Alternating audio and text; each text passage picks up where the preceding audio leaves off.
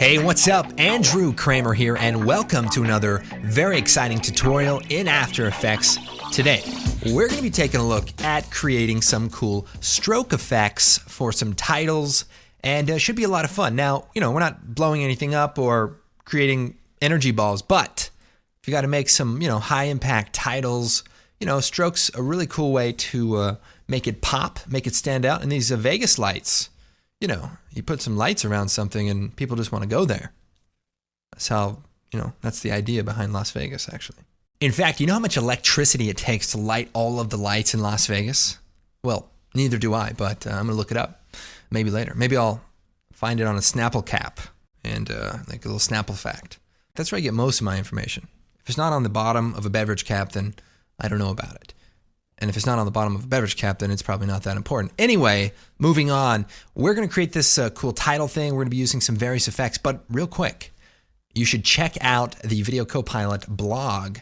We have a project file as well as a quick little tutorial walkthrough, and we use some of the similar techniques as we do in this tutorial, but I thought I would focus on it just for a quick tutorial because it's a little bit more generic of a technique. So let's go ahead and get started. So what I'm saying is you should watch both of them. Now, what do you guys want to do? You want to do the Invent title or do you want to do the Gizmo Las Vegas title? Gizmo? Invent? All right, we'll do that one. Which one? This one. Okay, we'll do the Invent one. Half of you are probably thinking, wow, that's the one I picked. And the other half are probably thinking, well, that was my second choice. All right, so we'll take the text tool here and we'll just type in here rocket. And, we'll scale it up a bit, hit the title safe, and you kind of center it just right. Now, the thing about this technique is we're using strokes. So a stroke is basically an outline. So we're going to try to create an outline of our text. So we'll take the text here, and we'll come over here, and we'll change this bottom color, which is a stroke color, and we'll set that to blue. And we'll set the fill color to no fill. Perfect. And then right here, we can control the size of the stroke. This actually is cool because it fills in and it looks like a solid font. It's almost like a bold version of this font. Now, if I duplicate the layer, Control D, or if you just choose Edit, Duplicate, we can make copies of it. And then if we offset the settings a little bit, then we can start creating outlines that are bigger than the previous outline. So first, let's just turn up the width, and then let's duplicate the layer, Control D again. And we'll set this bottom layer, number 2, so we'll forget about the first layer. And we'll set this track matte to alpha inverted matte. So what's happening now is it's creating a subtraction of the layer above it. So if we were to make it a little bit bigger, then it's creating an outline that's larger than our initial outline. So it's pretty much creating layers on layers. Now, we have all these layers, so how are we going to link them together? So that's the trick. So we'll take this top layer, or the first layer I should say, and we'll put it on top. And we'll name this, name this. That's going to be confusing. I'm confused. That's okay. What are we doing? Right. And what we can do is we can link the text source to the other layers. So if we go into the layer here, text, source text, and hit Alt, hold down Alt, and then click on the stopwatch, then we can pick whip the source text. And then we'll do it again for this layer. We can also copy that. So if we take this, choose Edit, Copy Expression, and then choose Edit, Paste. And then, if we change the first layer's text,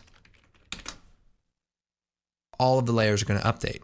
So it's, not a big deal if you only have to change 2, but in some of these comps, we're talking about upwards of 3 layers, and that could be a lot of work. I mean, obviously there's more than 3, but I was just trying to be clever. Never works out. So you know what? It actually does work out. When I'm not recording, I say the most clever things, and then when I start recording, oh well. Let's go ahead and add some more strokes here. So we'll take these 2 layers and edit, duplicate, and we'll play around. So if we take the top layer, we'll move the stroke size up, and then we'll take the one below it and then move it beyond that. So that's how you can create some space in between the strokes. And then, we could take the various copies, change the color, and really start to do some cool stuff. So real quick, let's make a background layer, new solid, make comp, okay. And we'll add a quick gradient. So generate ramp. So right there at the bottom. And we'll set it to a radial ramp. And maybe we'll do like a gray color and a darker gray. And then we'll extend it out and bring the middle color in. So standard procedure here.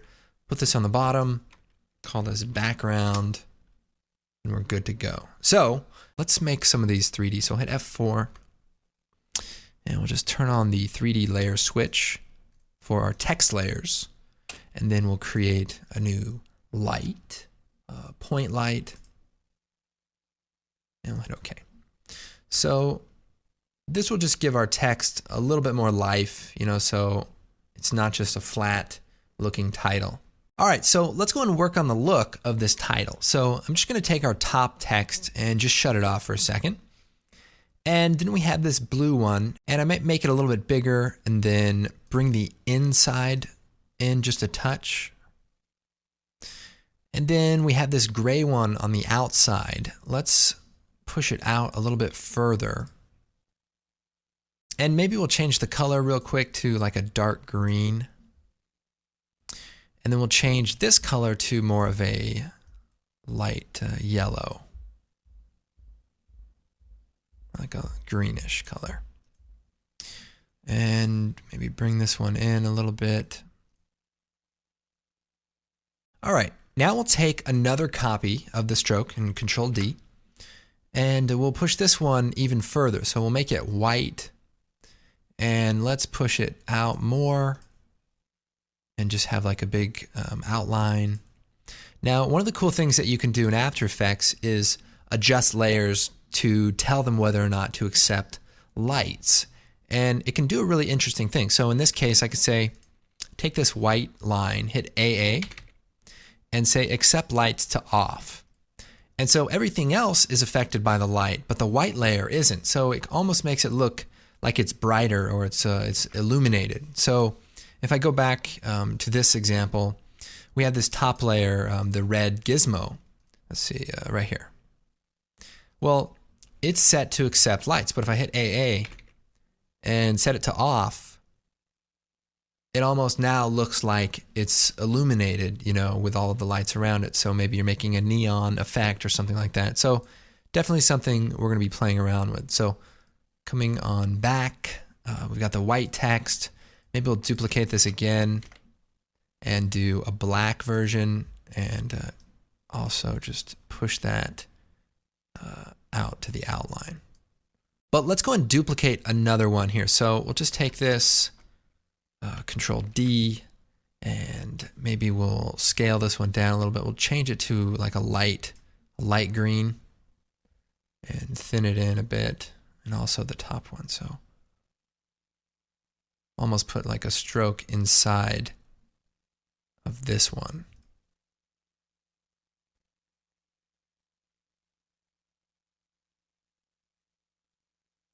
Okay, so that's getting there.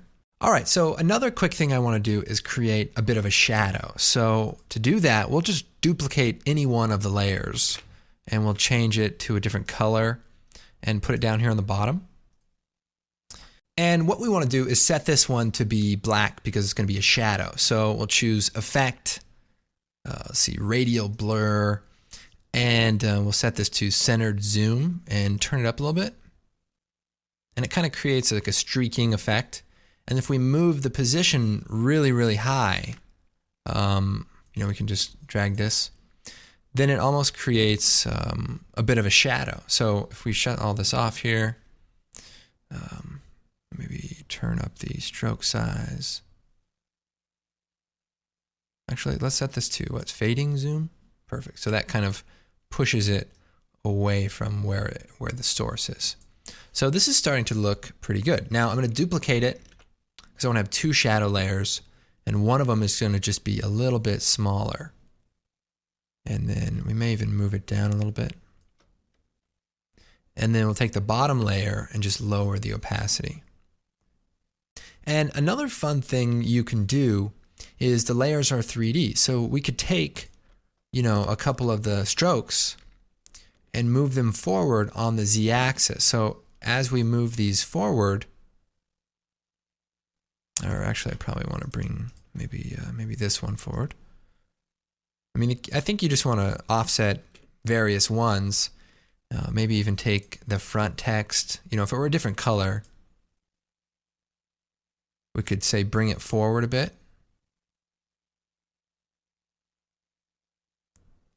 And, that almost gives it a more of a 3D look. We could add a quick bevel alpha to give it, like a highlight. So there's definitely some flexibility with this technique for getting, a more interesting look. Now, one other thing I want to show you was using the Vegas effect. So in this example, we kind of put lights around the back. So even though we didn't do it in this example, we'll just sort of combine the ideas. So let's just take one of the layers. We'll take the top one. Well, actually, we need one that has the expression linked to it. So we'll just duplicate this one. We'll set the color to pink so that it's different than the other ones. And we'll choose Effect, Generate, and Vegas down at the bottom. And it's a really cool effect. Now, the one problem with it is if you have it applied to a 3D layer and you have a light in your scene, just hit AA and make sure Accept Lights is set to off. And that way it will render. We'll set it to transparent, and maybe we'll make it white. And then we can start playing around with some of the options. So what it does is it creates sort of like lines around, the contours of the shape. So you can have a lot, you can have a few, you can do dotted lines, or, like a coupon line where you save money on like a haircut. But you shouldn't be going to that place anyway because they always screw up your hair. But we can also make it into dots. So if we turn the length down, then we actually have the little dots from the Orion production company. Now, let's see here. Let's turn up the width and the hardness. And then we'll shut off that. And then we'll turn up the stroke amount so that the balls will be almost behind our text layer. A little bit more. Okay. And then we'll set, let's see, we'll bring the segments down. We'll make a few less. We're getting cheap. We can't afford to have that many light bulbs. All right, cool. Now, I see that our black layer is pulled forward quite a bit. So we might just push that back a little bit. And remember, when you're moving one of the layers of the stroke, make sure you move both of them if you're moving them in 3D space so that they go together. All right. So back to our Vegas lights. Maybe we'll turn up the width some more. And then we'll turn the stroke amount down so they're kind of peeking out from behind the title. So that looks good. Now let's add a quick glow. So Effect, Stylize, Glow. And we may need to turn some of this up. So we'll turn up the intensity here. And then maybe we'll duplicate the glow. And, we could play around with the color of the glow. Anyway, you can play around. Lastly, you might add some color correction or even a glow on top of everything just to kind of give it a little bit more of a polished look. Maybe bring the intensity down a little bit. Now, we have this interior green color. And by the way, you just kind of shut layers on and off to find stuff. And we might bring that down so it's a little bit warmer. Let's see. Something like that. Perfect. And if you adjust the layers into 3D space, then you can actually do, some things like having, a little bit of a transition. I put a sweep on the back card just to kind of make it look like maybe it had a gleam on it a little bit. So this layer right here, there's a light sweep, and I just animated the position so that it just wipes across. So pretty straightforward. You know, in this example, we just have some small dots on the inside. So just use as like a design style. And then we have a really thick stroke on the outside, but the opacity is lowered a lot so that it kind of blends in with the background. Now, this was kind of the first test of the idea and see how fast it could work, and didn't look that good, but figured, you know, with a little bit of work, you could add some polish. So I'm going to go ahead and include this project file. So if you download the project for this tutorial, you can kind of play around with these different effects. And here's the really cool thing. If you come up here to the edit layer, so just like we created the name this layer, if we double click on that, it becomes a text selection, and we can change it to whatever we want. So we could do like robot and then hit enter, and then all of the layers are going to update.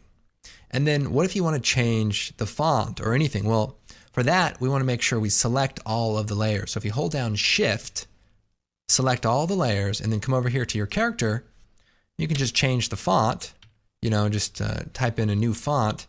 And again, everything that you've sort of designed will update with that new font. Now, be careful.